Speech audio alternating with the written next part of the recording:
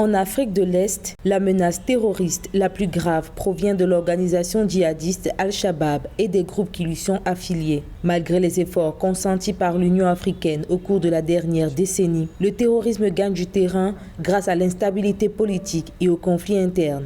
Au cours du sommet des États de première ligne en Somalie, qui s'est tenu le 1er février 2023, le président kényan William Ruto a déclaré que la progression du terrorisme appelle à une stratégie globale et commune. La proposition du président William Ruto de lutter globalement contre le terrorisme arrive à bon point dans ce sens que pour pacifier ces pays, il faudrait combiner les moyens militaires de la Somalie, des pays voisins, dont notamment le Kenya qui constitue involontairement la base arrière des terroristes, de l'Union africaine et pourquoi pas de l'ONU. Mais il faudrait aussi des moyens économiques.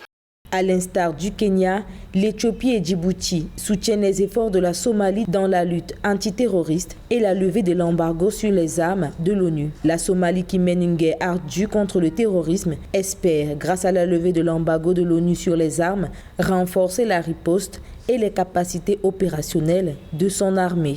Le président William Ruto qui parle est le président du pays qui constitue involontairement la base arrière des terroristes, et une action combinée déjà entre la Somalie et le Kenya peut aider à résoudre ce problème.